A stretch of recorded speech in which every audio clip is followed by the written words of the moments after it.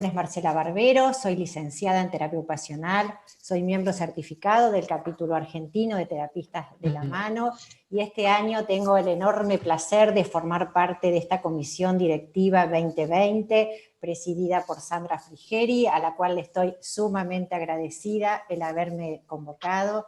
Soy de Olavarría, el interior de la provincia de Buenos Aires. Desarrollo mi actividad tanto en el ámbito privado como en el hospital municipal. Antes que nada, recuerden que si por alguna situación este video se llegara a cortar, que esperemos que no pase nada, vuelven a conectarse y entrar en el mismo canal y nos van a volver a encontrar. No, no pasa nada, chica. ¿Está todo bien? ¿Sí? Bueno, pasan estas cosas, pasan. En el día de hoy nos encontramos para llevar a cabo nuestro quinto encuentro de formación de esto que hemos dado en llamar KTM Organiza, donde la licenciada en terapia ocupacional, Victoria Duhamel Duhalde, nos hablará del equipo ortésico y la rehabilitación en pacientes con fracturas de tercio medio de húmero. Pero previamente contamos con un invitado a cual agradecemos su colaboración, que es el doctor Ignacio Abdón, quien nos dará sus aportes respecto a este tema. El doctor Ignacio Abdón es médico especialista en cirugía de la mano y reconstitutiva del miembro superior, es miembro certificado de la AACM y desarrolla su actividad laboral en el Servicio de Cirugía de la Mano y miembro superior del Hospital Militar Central de la Ciudad de Buenos Aires. Ignacio, te escuchamos. Bueno, muchas gracias. Voy a compartir la pantalla.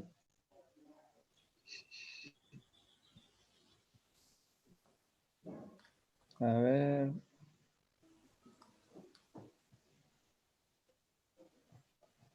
Ahí se ve la pantalla. No, ahí no, Ignacio, a ver. Ahí a sí. Ver. Ahí sí. ¿Ya se ve? Bueno, en principio, gracias por la invitación. La verdad que es un placer poder formar parte y estar en esta charla hoy. Cuando me dijeron de participar en la parte de la charla de fracturas de aficiones de húmero, lo primero que se me ocurrió fue poner el título.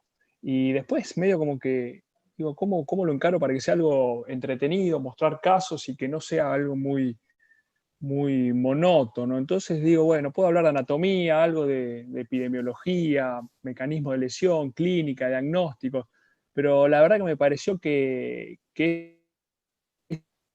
eso era muy monótono, y la verdad que hay libros, por ejemplo, el Ramos Vertis, que lo sé toda mi residencia, y el Cosentino, miembro superior, que están mucho mejor y mucho más claro de lo que yo les puedo llegar a hablar. Entonces me puse a pensar cómo poder organizar y me vinieron a la cabeza unas frases que me marcaron durante mi formación y mi residencia, y las quería transmitir porque me parece que se aplican muy bien para este tipo de fracturas. La primera es que el húmero es un hueso noble. ¿Y de dónde viene, creo, esta afirmación? Yo creo que a partir de un trabajo que se realizó entre 1978 y 1990, que es el tratamiento funcional de las fracturas diafisares de húmero, del doctor Sarmiento. Fueron 620 pacientes con un 75% de fracturas cerradas. El tratamiento se realizó con brace, un promedio de 11,5 semanas, tardando en consolidar 9,5 semanas las fracturas cerradas y 14 semanas las expuestas. Pero lo interesante, fíjense, 9 pacientes de las fracturas expuestas, un 6%, tuvieron pseudoartrosis, mientras que menos del 2% de las cerradas, y una tasa de consolidación del 97%. Pero no solo eso, estos cuadros que parecen por ahí medio complicados, en realidad son 4 cuadros donde hablan 2 de las angulaciones finales después del tratamiento y 2 de la movilidad del hombro y codo. Y fíjense que en lo que es angulación anteroposterior, el 86% tuvieron menos de 10 grados de angulación, ya sea anterior o posterior, y el 87% menos de 15 grados de desviación en varo.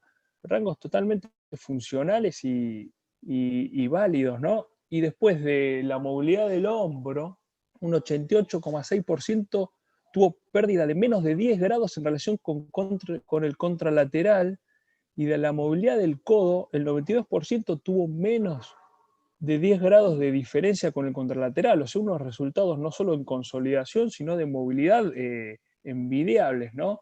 Y pasando del tratamiento, de los primeros tratamientos de fractura, tratamientos conservadores, a lo que sean las técnicas mínimamente invasivas también. Entonces vamos de un extremo a otro, voy yendo. Y en este análisis de 24 estudios con 580 pacientes, un porcentaje de pseudoartrosis de 2,6%, con 1,5% de infección y 2,8% de lesiones iatrogénicas de nervio. Consolidación 97,4%, muy parecido al tratamiento funcional. Entonces decimos, pero ¿es todo lo mismo? Y me puse a seguir buscando un poco algunos trabajos y, por ejemplo, encontré muchos metaanálisis. Voy a nombrar algunos para ver las diferencias. Del 2014, por ejemplo, perdón, un metaanálisis donde el clavo obtienen una infección, una lesión del nervio radial menor que el tratamiento con placa. Este trabajo compara clavos y placas. Un aumento del porcentaje de lesiones de manguito rotador y un porcentaje de pseudoartrosis y de reoperaciones similar entre clavos y placas. Pero no solo esto, también hay distintos trabajos. Un metaanálisis del 2013 recomienda las placas con tornillos. En el 2019 otro metaanálisis, pero recomienda el clavo endomedular. Entonces ya tenemos, unos recomiendan placas, otros clavos. Otro estudio de las intervenciones quirúrgicas sobre las fracturas de diáfisis de húmero, acá evalúan también, incluyen las técnicas mínimamente invasivas. Entonces comparan la técnica mínimamente invasiva con la técnica abierta con el clavo endomedular. Y las conclusiones son todas muy parecidas. La función del hombro disminuye con el clavo, la lesión del nervio radial puede ser mayor en las cirugías con osteosíntesis a cielo abierto o MIPO, y las infecciones y pseudoartrosis son lo mismo, y recomienda la técnica mínimamente invasiva. Entonces ahí me metí un poquito en la técnica mínimamente invasiva, que es lo último que por ahí actualmente se puede llegar a estar haciendo, y un trabajo compara la técnica mínimamente invasiva con el cielo abierto, y obtenemos que la técnica mínimamente invasiva tiene menor tiempo quirúrgico, menor porcentaje de infección, de pseudoartrosis y lesiones radiales, pero no son estadísticamente significativas. Entonces, que de todo lo que les dije, más o menos estamos parados en el principio, ¿no? Lo que sí estamos todos de acuerdo es que el clavo tiene mayor intolerancia a nivel del manguito rotador, como demuestra este trabajo del doctor Patiño del 2015, donde se ve que la función del hombro disminuye con la colocación de los clavos endomedulares por vía anterógrada. Entonces ese sería el concepto final, y no sé si tanto. ¿Por qué? Porque en el 2019 este trabajo donde utiliza clavo endomedular, pero de tercera generación, ¿qué diferencia hay con los clavos de segunda generación? Los de tercera generación son rectos, son los que están a la izquierda de la foto, son los clavos rectos y su sitio de entrada es más medial, no en la zona de inserción del supraespinoso. Entonces se vio que las lesiones del manguito rotador con este tipo de clavos son del 12,5% y que la prevalencia no es mayor a las lesiones de manguito en la población habitual. Entonces, y que estas lesiones eran más que nada a déficits técnicos y no de la osteosíntesis. Entonces volvimos a estar parados como al principio. Todos los tratamientos andan bien en el húmero. Entonces, con eso quiero llegar a la conclusión en esta parte que tanto el brace, la placa con tornillos mínimamente invasiva o la placa con tornillos por técnica abierta y el clavo para las fracturas de húmero por ahora se ve que andan bien, y eso es lo que está demostrado. El otro concepto que quería abordar, aparte del húmero, que es un hueso muy noble, es que la traumatología es un traje a medida. ¿Y qué significa esto? ¿Cómo lo puedo evaluar? El tema es adaptar más que nada el tratamiento, no solo al tipo de fractura que tiene el paciente, sino a todo lo que es el paciente en sí, a las expectativas, a las necesidades, a las comorbilidades, a los deseos del paciente, al tiempo que quiera el paciente tardar en recuperarse. Todo eso tenemos que incluir en el traje que le hacemos al paciente cuando lo operamos. Y para esto no quería dejar de mencionar estas 4 radiografías que por ahí, si ustedes las son trazos no iguales, pero tienen casi similares. Son trazos diafisarios, un poco de extensión proximal, algún trazo oblicuo corto, uno un poquito más espiroideo, pero todos trazos similares. Y lo que quiero mostrar es que todos estos trazos pueden ser tratados de diferentes maneras y teniendo buenos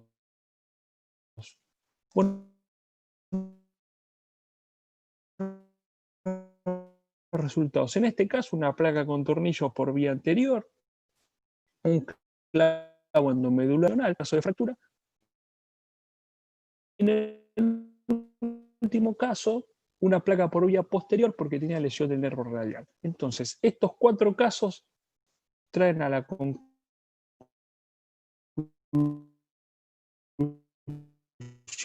de esta parte que el tratamiento tiene que ser a medida de las necesidades, y que siempre me quedo, como decía, ¿no? Como te ven, te tratan. Yo creo que al hueso hay que tratarlo bien. Y si vos tratas bien al hueso, el hueso te responde. ¿Qué sería por ahí tratar bien al hueso? Y ser prolijo en la disección, ser prolijo en las tracciones, en la manipulación, en la colocación de separadores. Todo eso hace que tratar prolijamente al hueso pueda tener resultados positivos. Pero a veces, como no todo es directamente proporcional, aunque tratemos mal al hueso, el hueso puede ser que a veces te responda. Y quería mostrar 2 casos para finalizar. En este paciente una fractura diafisaria de húmero, tratada con un clavo endomedular, consolidada la fractura, molestia en la zona del manguito rotador, que es lo que habíamos visto que los clavos de segunda generación traen este inconveniente. En la tomografía lo que podemos ver que el clavo puede ser que esté en un ingreso muy lateral y esté molestando. Bueno, se decide el retiro del clavo, se intenta sacar, no se puede sacar, salen los bloqueos, pero el clavo estaba totalmente agarrado. Se pensó, bueno, se sacará en otro momento, mientras al paciente no le moleste, pero empezó con secreción al paciente. Entonces teníamos un clavo sin bloqueos, adherido y con secreción. ¿Qué se hizo? Bueno, se abrió al paciente, se le hizo una osteotomía del húmero, donde se ve el clavo, y ahí se pudo sacar el clavo un poco más agresivo de lo que hubiera sido si lo podíamos sacar por el sitio de inserción. Y luego el cierre de la osteotomía. Teniendo este estudio gráfico, este resultado estético y funcionalmente un resultado excelente, pero con esta agresión al hueso. Y para terminar, mostrar este caso, una paciente con una fractura con antecedentes de obesidad, 60 años, una fractura diafisaria de húmero, fue tratada con clavo endomedular en su momento. Hay un tornillo acá que quedó medio perdido, que puede haber sido un bloqueo errado. Se ve que no pegó, se le retiró el clavo, se le puso esta placa con tornillo por vía posterior y bueno, pasó que la placa nunca pegó, el hueso, mucha movilidad, una situación bastante compleja para el húmero de esta señora. Se ve en la tomografía cómo el hueso está comiéndose al material de osteosíntesis. Se le plantea a la señora un retiro de osteosíntesis con toma de muestra para cultivos negativos, anatomía patológica negativa. En el mientras tanto se le pone un brace funcional y la paciente dijo, la verdad doctor, no me quiero volver a operar, no me duele el brazo, con el brace ando muy bien, y se fue a vivir a la costa y nunca más volvió la señora. Entonces con esto, más que nada, ¿qué quiero concluir? Aparte de estos 3 mandamientos que por uno se va de la residencia, que el húmero en todos los tratamientos, por lo menos todos los que estuve mostrando, andan bien. Siempre y cuando estos tratamientos estén bien indicados, siempre y cuando estos tratamientos estén bien realizados, y generalmente cuando un tratamiento en el húmero no funciona, hay que revisar. Porque puede ser que la indicación haya sido mala, la técnica quirúrgica haya sido mala, el implante elegido haya sido malo, o el seguimiento del paciente haya sido malo. Entonces tendríamos que buscar a dónde está el error para subsanarlo, porque el húmero es un hueso que generalmente nos ayuda mucho a pegar. Y lo último, la comunicación. Nunca perder la comunicación, ya sea con el paciente, para informarle al paciente todo lo que vamos a hacer, informarle del tratamiento, y con el equipo de rehabilitación, fundamentalmente, para que nos ayuden a manejar tanto nuestras expectativas como las expectativas del paciente. Entonces, bueno, esto es lo que no sé, quería comentarles sobre las fracturas de húmero. Bueno, muchas gracias, Ignacio. Tal vez, sí. Gracias por tus comentarios. Capaz se cortó un poquito el audio, así que tal vez si después hay alguna pregunta de esto que tal vez no se alcanzó a entender, las van dejando por el chat y al finalizar se las podemos hacer al doctor. Perfecto. Bueno, gracias. como decía Ignacio, a veces las cosas se complican o a veces, ya sea porque hay un fracaso en la técnica quirúrgica o porque nos encontramos con pacientes que presentan morbilidades previas y tal vez no son factibles de cirugía. Si tenemos en cuenta que estas fracturas de tercio medio tienen mayor frecuencia en aquellas personas de mayor edad, tal vez por las caídas en su propia altura, nos vamos a encontrar con pacientes con morbilidades previas o aquellos pacientes, porque ha pasado, me ha pasado particularmente, que se niegan al tratamiento quirúrgico. Siempre y cuando el paciente esté informado de las diferencias en cuanto a los tiempos del tratamiento, el tratamiento conservador y el tratamiento quirúrgico, decide optar por un tratamiento conservador. Entonces, gracias a Dios y al universo existimos los rehabilitadores, terapistas y kinesiólogos para poder abordar y ayudar y colaborar con estos pacientes.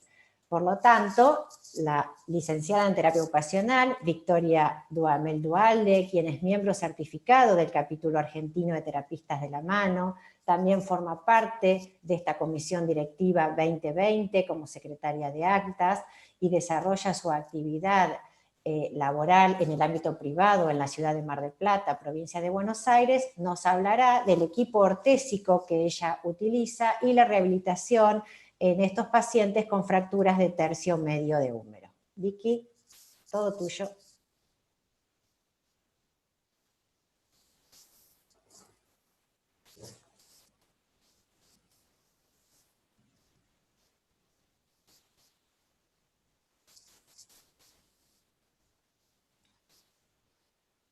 El audio, Vicky.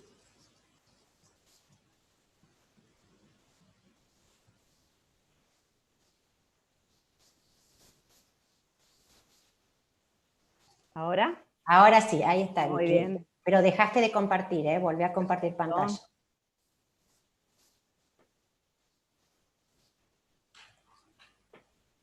Ahí estamos. Muy bien, buenas tardes a todos. Gracias, Marce, por la presentación. Gracias al capítulo por la invitación a poder yo compartir mi experiencia en este tema. Y gracias, Ignacio, por tus aportes. Fueron muy enriquecedores y me das pie a que yo pueda contarles cuál es el tratamiento conservador y mi experiencia en esto. ¿Qué factores tenemos que tener en cuenta? Un poco Ignacio lo explicó, pero más que nada quiero hablar de cuando nos llega este paciente. Nos llega un paciente con una fractura que el paciente viene como asustado. ¿Qué le pasa? Tiene el hueso roto y lo mandan a mover, lo mandan a equipar con algo, no puede por ahí manejar su ansiedad. Tenemos que saber que son fracturas que quizá tengan una consolidación lenta, que generalmente pueden ser inestables. Hay una frecuente complicación en la consolidación y a veces se pueden asociar a la lesión del nervio radial. Todo eso lo tenemos que tener en cuenta y hablar con el paciente y explicarle y acompañarlo en el proceso. Las opciones de tratamiento, Ignacio explicó perfectamente las opciones quirúrgicas que hay una gran variedad, y nosotros nos vamos a focalizar en el tratamiento conservador. El tratamiento conservador consiste en la confección de una ortesis funcional. Nosotros le llamamos brace humeral. Van a ver que hay comerciales, hay algunos como los de la izquierda que son comprados, hechos, ya vienen con algún talle. Están confeccionados en termoplástico otros, ¿sí? Y el que yo les vengo a mostrar es este, que es un brace confeccionado en PVC. Cuando busco los artículos, igual que comentó Ignacio, hay un montón de artículos que comparan cómo funciona el tratamiento con brace o tratamientos quirúrgicos. Todos los artículos dan muy buenos resultados en el uso del brace y se han estudiado en diferentes poblaciones. En adultos, en niños, el brace funciona en la mayoría de los casos. Vamos a hablar qué es un brace, para qué sirve, cómo funciona, cómo lo hacemos, cómo y cuándo se tiene que usar. ¿Qué es un brace humeral? Es un dispositivo de inmovilización circular que está formado por dos valvas y que dejan libres las articulaciones del codo y del hombro. Principalmente quiero hacer hincapié en esto porque es muy importante, es muy funcional tener libres la articulación del codo y del hombro. Desde el primer momento podemos empezar a movilizar. ¿Para qué indicamos este brace? ¿Para qué se indica? ¿Para qué sirve? Y esto es una pregunta que la charlo con el paciente y le explico. El por qué ya lo saben, tiene una fractura y tiene que usar este tipo de ortesis. Pero lo más importante es el para qué. Entonces, explicándole al paciente que es para estabilizar su fractura y que lo vamos a hacer por medio de las fuerzas de compresión generadas por los tejidos blandos, que son sus músculos, el paciente logra una adherencia muy buena al tratamiento, porque entiende que eso es funcional y que a través de la ayuda que él va a tener y va a participar del tratamiento, vamos a salir adelante. ¿Cómo funciona este brace? Siempre que hacemos una ortesis tenemos que entender qué es lo que queremos lograr con esa ortesis y tenemos que saber qué pasa. Nosotros lo que queremos es un efecto hidráulico. Muy bien, ¿qué es un efecto hidráulico? Cuando el brazo lo ubicamos dentro de la ortesis y realizamos una contracción muscular, ya sea isométrica o isotónica, se va a comportar como un elemento viscoelástico y va a aparecer este efecto hidráulico que va a limitar el acortamiento de fractura. Para entender esto nos vamos a remontar a la ley Pascal, ¿sí? ¿Qué es esta ley Pascal? Es que la presión ejercida en un líquido contenido en un recipiente cerrado se transmite, la presión ejercida en un líquido contenido se transmite íntegramente en todas las direcciones y actúa con igual fuerza en todas las áreas. Si esto lo trasladamos y lo pensamos de cara a nuestro brace, acuerda perfectamente. Les traje este artículo, lo saqué, la explicación de este artículo, que es muy viejo, tiene ya sus años, pero está muy bien explicado el efecto hidráulico desde la física. El húmero fracturado, envuelto por la piel, fíjense, cuando hay una fractura de húmero que está envuelta por la piel, el fragmento distal es atraído por la fuerza de gravedad y es contrarrestado por el tono muscular. ¿Qué pasaría si el paciente pudiera realizar en ese contexto una contracción activa? Lo que ocurriría es directamente un acortamiento, una disrotación y una angulación. Entonces, cuando nosotros colocamos el brace funcional, las partes blandas se van a comportar como un elemento líquido y ahí va a aparecer el efecto hidráulico, al realizar una contracción muscular, por lo cual el acortamiento no se va a realizar. ¿Qué le pasa al fragmento distal? El fragmento distal continuamente va a estar atraído por dos fuerzas contrarias, la acción de la gravedad y la contracción muscular. Esta movilidad que se genera en el foco de fractura, que es una movilidad controlada, la necesitamos y es favorable, porque conlleva impulsos y nos lleva impulsos osteogénicos, que es de formación de callo, de hueso. Entonces así vamos logrando el callo de fractura, al participar los tejidos blandos periféricos en la formación del gran callo externo perióstico. ¿Y por qué digo gran callo? Fíjense cómo se forma. Este es un paciente de la licenciada Sandra Frigeri, y fíjense que cómo se forma a los 3 meses, está colocado el brace en la radiografía, pueden ver los límites ahí del brace, cómo se forma el gran callo. Esta es una TAC con reconstrucción en 3D, que es de un paciente de la licenciada Marcela Barbero, y también vemos el gran callo perióstico. Esto es un niño. Bueno, ¿cómo hago este brace? ¿Cómo lo hago? ¿De qué lo hago? Principalmente tiene que ser modelado a medida, y eso es un poco lo que decía Ignacio también. El tratamiento es a medida del paciente. No tiene que ser estándar, está realizado para cada uno de los pacientes. ¿Y de qué lo podemos hacer? Lo podemos hacer de termoplástico o de caño de PVC. El que yo les traigo es de PVC, pero el termoplástico perfectamente puede realizarse. Hacer hincapié en la moldería. El molde es fundamental. Si hacemos una buena medición y una buena moldería, el brace va a quedar bien, va a funcionar. Ser muy minucioso con la toma de medidas. Una vez que tenemos el molde, lo traspasamos al material que hayamos elegido. En este caso es una plancha de PVC, es un caño planchado con calor.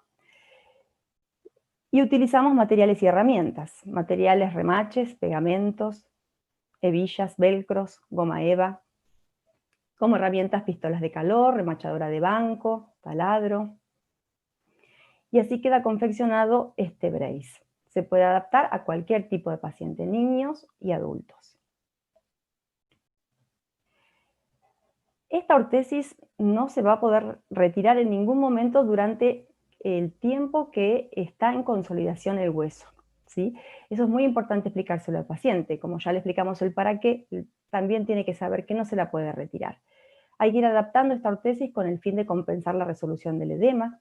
El paciente va a tener controles médicos periódicos para descartar algún desplazamiento de tipo secundario que pueda haber. Y la ortesis solo se va a realizar cuando se observa una consolidación satisfactoria desde el punto de vista clínico y radiológico, no antes. Una vez que tenemos el brace, empezamos con la rehabilitación. Dividir la rehabilitación en dos fases, la fase de consolidación y cuando ya sabemos que está la consolidación. Mientras que está consolidando, empezamos con los ejercicios prependulares, pendulares, con o sin acortamiento de palanca ósea. ¿Para qué me sirve este ejercicio? Principalmente me sirve, y me lo voy a hacer dueña de este ejercicio para las actividades de la vida diaria.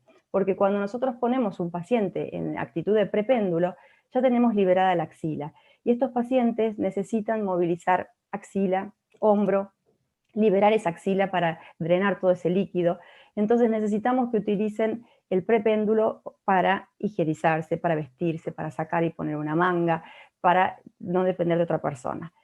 Movilidad pasiva y asistida de codo y de hombro. Controlamos el brace todo el tiempo, estamos controlándolo. Controlamos la disquinesia escapular desde el primer momento y usamos el cabestrillo para evitar rotaciones. Tenemos mucho cuidado al principio, sobre todo en las rotaciones, evitar la rotación pasiva y activa desde un primer momento. Esta es una paciente que llegó hace muy poquito, le entregué el brace en estos días. Esta es una señora que estuvo operada, hizo una pseudoartrosis, y cuando le entregué el brace ella estaba bastante dolorida, y le pedí que se ponga y se saque la campera. Fíjense cómo le permite la función, si bien está con limitaciones, vino muy limitada y con dolor, el brace le calma el dolor. Cuando le ponemos un brace al paciente, ellos inmediatamente sienten como un alivio del dolor. Y ahí ven algún ejercicio de movilidad asistida, el lavado de cara. Fíjense cómo libera enseguida el hombro y el codo y pueden empezar a trabajar.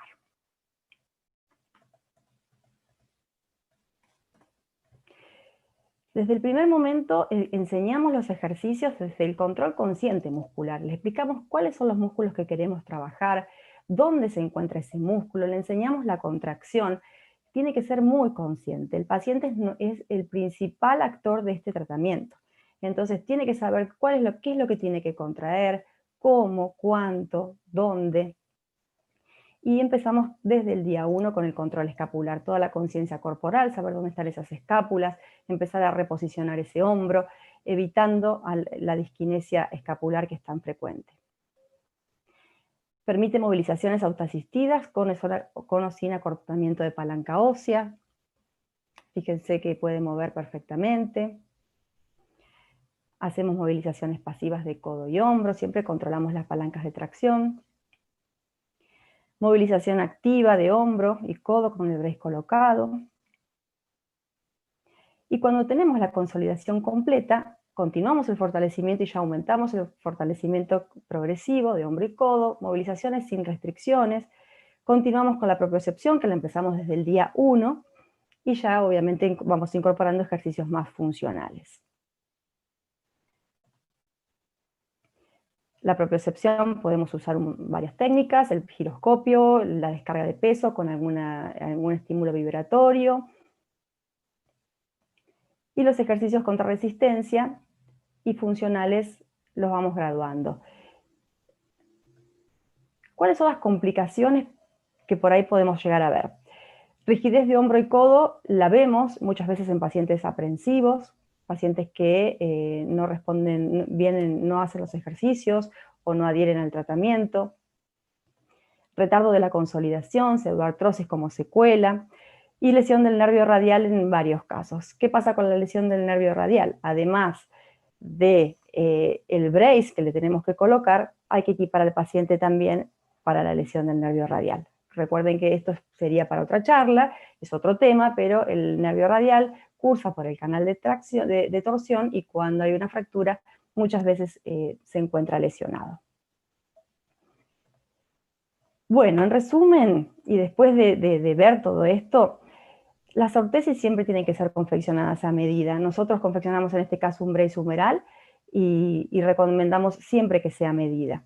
Elegir el material con el que se encuentren más cómodos para trabajar, ya sea el termoplástico, el PVC. Analizar el por qué y el para qué de cada ortesis. Cuando vamos a colocar una ortesis cualquiera sea, tenemos que analizar qué es lo que estamos buscando, dónde queremos las fuerzas, para qué queremos ubicarla.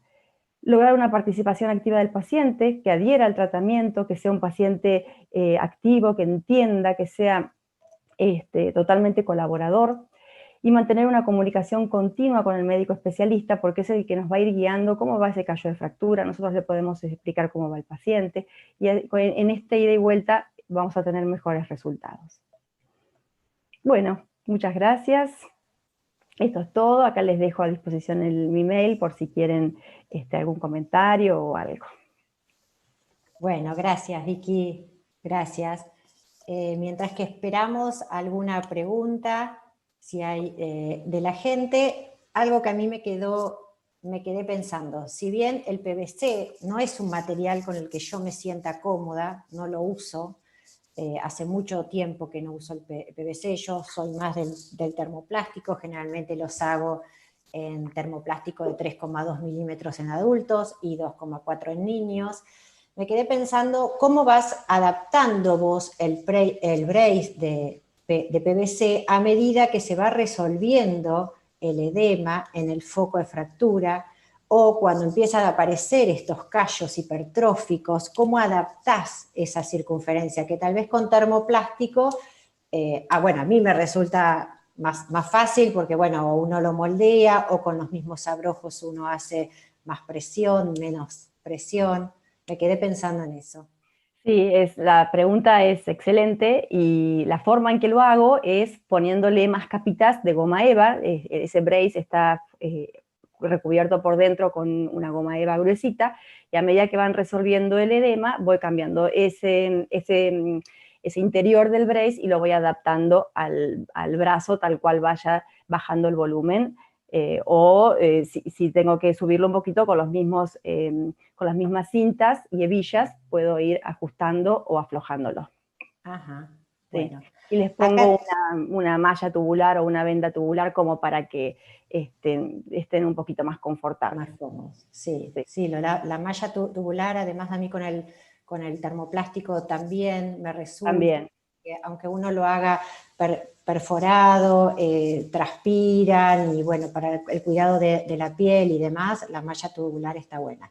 Bueno, acá tenemos algunas preguntas. Nelly Salas te pregunta, Vicky, si usás algún agente físico, y después también pregunta si usás hielo. A ver si podés combinar esas dos preguntitas. Mira, depende del paciente. Nosotros, más que calor y frío, somos terapistas ocupacionales, tenemos a nuestra compañera Marcela Rivero, que es kinesióloga, si quiere hablar de algún agente físico para este tipo de tratamientos. Cuando es así, generalmente coloco calor al principio, ni bien llegan, depende si hay mucho edema, está inflamado, quizá no, pero en la generalidad, para aflojar y preparar el hombro y el codo para el movimiento, un poquito de calor, y luego de los ejercicios les indicamos frío, no congelado nunca, siempre frío de heladera, y lo mismo en su casa, si tiene dolor agudo, frío principalmente. Bueno, Fernanda Coscueta, hola Fernanda, que está ahí, te pregunta, ¿el largo del brace tiene relación al trazo de fractura? Hola Fer, ¿cómo estás? Tiene relación, pero lo hacemos siempre desde la axila, ¿sí?, hacia el pliegue del codo 2 centímetros para arriba. A ver, si es una fractura proximal o, bueno, subcapital no iría en este tratamiento, o si es un trazo bastante proximal, el brace lo hago bastante elevado, pero siempre la tracción es de la axila hasta el pliegue del codo, por más que sea un trazo chiquito o un trazo más largo. Siempre de tercio medio, ¿eh? Si es proximal, bueno, ya tendríamos que hablarlo con el médico y veríamos la indicación. Bueno, y hay una preguntita más que dice Lucía, si recomiendan el uso de cabestrillo mientras mientras utilizas el brace. Y en un principio, charlábamos hoy con claro, Vicky, lo charlamos, que yo... sí. Lo Sí, charlamos sí, antes de la charla, sí, porque es interesante ver qué hace cada uno. Sí, en un primer momento me gusta que usen el cabestrillo un tiempito, principalmente para traslados, para movilizarse, no las 24 horas para nada, y si están en su casa tranquilos tampoco, pero sí para traslados o si se ponen a hacer alguna actividad o algo, para evitar principalmente las rotaciones. Bien, después, bueno, hay muchas felicitaciones. No sé si hay alguna otra pregunta, si hay alguna pregunta para el doctor. Ignacio, yo tengo también una preguntita que me quedé también pensando. Si un paciente viene y te dice, yo no quiero cirugía, porque a veces pasa, ¿no? Y uno le explica, ¿vos estableces algún criterio radiográfico en base al tipo de fractura por el cual le digas al paciente, esta fractura con estas características no es factible de un tratamiento conservador más allá de lo que el paciente quiere? Determinadas angulaciones. Generalmente nos pasa que hay pacientes que uno ve que son fracturas totalmente desplazadas, que están acortadas, 3, 4 centímetros de acortamiento, unas angulaciones, uno cree que no van a pegar, pero cuando el paciente dice, no, doctor, no me quiero operar, para mí eso es, ya me baja la persiana directamente, porque yo creo que es importante no solo saber cuándo operar, sino cuándo no operar. Creo que eso es más difícil de obtener. ¿Por qué? Porque cuando uno termina tratando de convencer, por decirlo de una manera, porque no es convencer, uno está convencido de que es quirúrgica, pero el paciente no quiere, después siempre algo se complica, el paciente llega a pasar algo, sinceramente el paciente, doctor, vio que no me quería, el paciente pone trabas en realidad y ahí con eso no se puede luchar. Yo generalmente lo que le digo, sí, mire, su fractura es quirúrgica, pero doctor, ¿puedo no operarme? Sí, podemos intentar, probablemente no consolide, pero bueno, y el paciente explicándole bien todo, aunque sea una fractura que sea 100% quirúrgica, si el paciente me dice, no, doctor, no me quiero operar, yo en eso lo respeto. Lo respeto y el paciente es el que termina decidiendo. Yo lo explico bien y sí, me ha pasado que no han pegado y se ha tenido que operar a los 6 meses o a los 8 meses porque le dolía y había movilidad en el foco. Entonces, a veces, aunque no pegue la fractura, pero si hay un callo blando que no llega a pegar, pero al paciente no es muy demandante en el sentido de la funcionalidad del brazo, por más que no pegue, puede ser que no se termine operando, aunque no consolide. Pero si no consolida y un paciente que al principio no se quería operar, viene a pedir la Sí, cirugía a veces. tal cual, sí, sí. Entonces, pero ahí ya, si no funcionó, o sea, el paciente tiene tanto el derecho como de decidir y la responsabilidad de su decisión, ¿no? Entonces, eso es fundamental, trasladarle al paciente, que es el consentimiento informado. Informar y que el paciente, sabiendo todo, decida. Bien. Bueno, acá hay algunas otras preguntas para vos, Vicky. Una, bueno, que dice cuántas horas el uso del brace. Continuo, pero dale. Continuo, el brace es el tratamiento, ¿sí? Hasta que la consolidación esté. Así que en esto hay que hablar mucho con el paciente y hay que hacerle entender que a veces son tratamientos de meses, de muchos meses, y esperamos junto con el especialista, con el médico, y de golpe empieza a hacer el callo. Así que hay que apuntalar mucho y el paciente no se tiene que sacar la ortéresis, es el tratamiento. Fíjense que lo comparan con la cirugía, o sea que la importancia que tiene la contención del brace, así que no se lo puede sacar. Horas, 24 horas. Bien. Y bueno, pregunta si lo colocas, bueno, acá se ve que es un postquirúrgico, pero si colocas el postquirúrgico, después del postquirúrgico colocas el brace inmediatamente, y si retirás el brace en las sesiones para trabajar cicatriz, por ejemplo. Cuando están operados es muy raro que nos manden a hacer un brace, ¿sí? La estabilización va a ser interna a través de alguna osteosíntesis. no va a necesitar en principio, salvo Ignacio, que me corregime si no es así, pero por lo general no. Sí nos pasa que, sí nos pasa que quizá después de un largo tiempo de operados, y si se genera una secuela como una pseudoartrosis, en ese momento, como para apuntalar, nos mandan a hacer un brace y nos indican el brace, pero no es en un inmediato posquirúrgico. La elección es conservadora o quirúrgica, y en forma así posquirúrgica sería tardía, cuando ya hay una secuela de pseudoartrosis. Ignacio, ¿estoy en lo cierto? ¿Es así? No sé si escucha Ignacio. Ignacio, ¿estás ahí? Sí. Pero se te corta. ¿Me escucha ahí? No Me se te parece escucha la bien. conexión inestable. Ah, Sí. A ver, ahí se me escucha mejor. Dale. Que No. sí, es así. Nosotros generalmente, si no, bueno, Si querés que escribirnos... la idea de poder operarlo, a ver,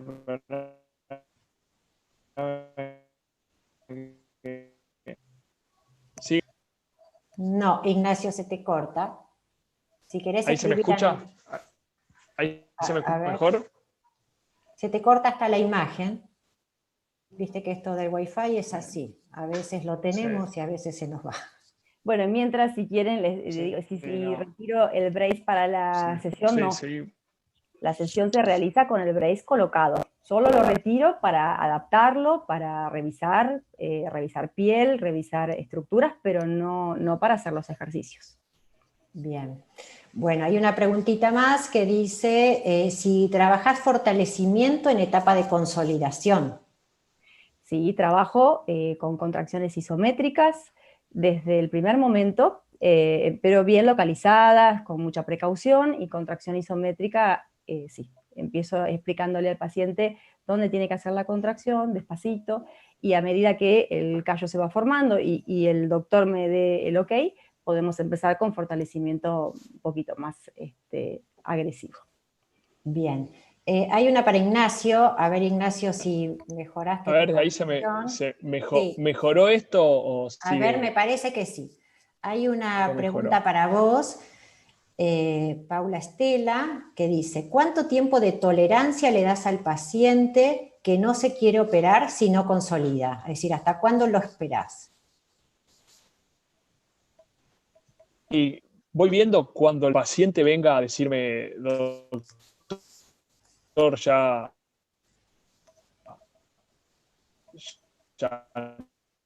no. Es muy raro que me cambie, o sea, que de entrada decida o cambie su opinión. Si a los 2 meses no pega, todavía hay tiempo. Si a los 3 meses no pega, bueno, esperamos.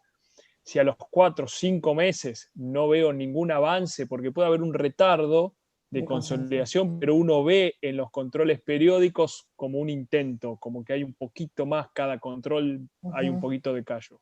Si veo que a los 6 meses ya no hay ningún intento y el paciente está con molestias, y le planteo, o sea, hay que operar, y el paciente y decide cuándo. Hay pacientes que pueden seguir con la pseudoartrosis si no les duele indefinidamente. Hay pacientes, nosotros hemos tenido pacientes muy, muy mayores que con el brace se manejan y no tienen ninguna intención de operarse, aunque la fractura no esté pegada.